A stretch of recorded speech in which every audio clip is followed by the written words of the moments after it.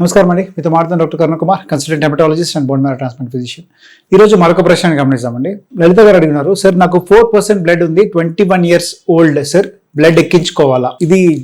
ఇటువంటి పేషెంట్స్ చాలా మంది నా దగ్గరకు వస్తారు. ఇప్పుడు హీమోగ్లోబిన్ తగ్గిపోయినప్పుడు, అంటే బాగా తగ్గినప్పుడు 4 గ్రాములు అనేది సివియర్ అనీమియా అని చెప్తాం. నార్మల్గా మనకు తెలుసు కదా, 12 గ్రాములు 13 గ్రాములు మినిమం ఉండాలి మనందరికీ. 4 గ్రాములు అంటే ఆల్మోస్ట్ దగ్గర 8 గ్రాముల డిఫరెన్స్ అని చెప్పాలి.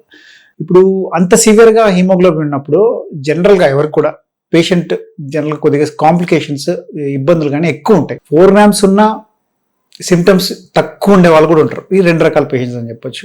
ఇది ఇంపార్టెంట్. ఎలాగంటే ఇప్పుడు 4 గ్రాములు ఉండి సిమ్టమ్స్ ఎక్కువ లేవనుకోండి, మీనింగ్ ఏంటంటే వీళ్ళకి కొన్ని నెలలుగా సంవత్సరాలుగా బ్లడ్ తగ్గుకుంటూ వస్తుంది, బాడీ అడాప్ట్ అయిపోయింది, అంత సిమ్టమ్స్ ఎక్కువ లేవని అర్థం. అదే షార్ట్ స్పాన్లో కానీ 4 గ్రాములు వచ్చినట్లయితే జనరల్గా ఎవరు కూడా స్టేబుల్గా ఉండరండి, సిక్ అయిపోతారు, ఐసీయూలో అడ్మిట్ అవ్వాల్సి వస్తుంది. ఎందుకంటే షార్ట్ టైంలో అంత హిమోగ్లోబిన్ పడిపోతే ఆయాసం వచ్చేస్తుంది, మన బాడీ టాలరేట్ చేయలేదు, కాంపెన్సేట్ చేసుకోలేదు.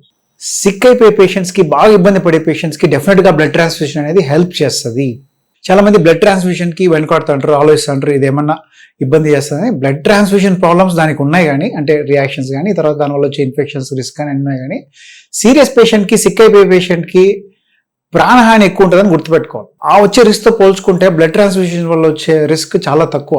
బ్లడ్ ట్రాన్స్ఫ్యూషన్ అటువంటి పేషెంట్స్ని కాపాడుతుంది, ఒక మెడిసిన్ లాగా పనిచేసి వెంటనే వాళ్ళని స్టేబుల్ చేస్తుంది. బ్లడ్ ట్రాన్స్ఫ్యూషన్ అనేది ట్రీట్మెంట్ కింద రాదు, జస్ట్ లైఫ్ సేవింగ్ ప్రొసీజర్ కింద వస్తుంది. టెంపరీగా ఆ జబ్బును కనుక్కొని మనం దాన్ని ఆ హిమోగ్లోబిన్ని పెంచేంత వరకు బ్లడ్ ట్రాన్స్ఫ్యూషన్ అనేది ఒక టెంపరీ మెజర్, అంటే టెంపరీ ట్రీట్మెంట్ అనే చెప్పాలి. సో 4 grams ఉండి సిమ్టమ్స్ ఎక్కువ ఉన్నాయి, పేషెంట్ సిక్ అయిపోతున్నప్పుడు ట్రాన్స్ఫ్యూషన్ అనేది ఖచ్చితంగా హెల్ప్ చేస్తుంది.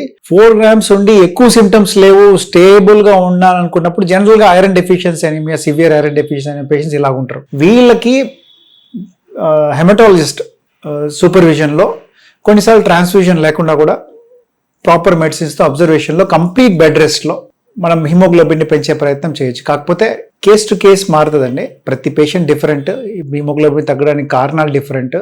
కొన్నిసార్లు కొన్ని డేంజరస్ జబ్బులు వెనకాల దాంకో ఉంటాయి, నెగ్లెక్ట్ చేయడం మంచిది కాదు. ఏదేమైనా కానీ ఫస్ట్ ఇట్లా వీడియోలో కాదు, మీరు తెలుసుకొని మీరు ఫాలో అయ్యేది, మీ హెమటాలజిస్ట్ని కలుసుకొని అది డిస్కస్ చేసుకొని ముందుకెళ్ళడం అనేది మంచిది.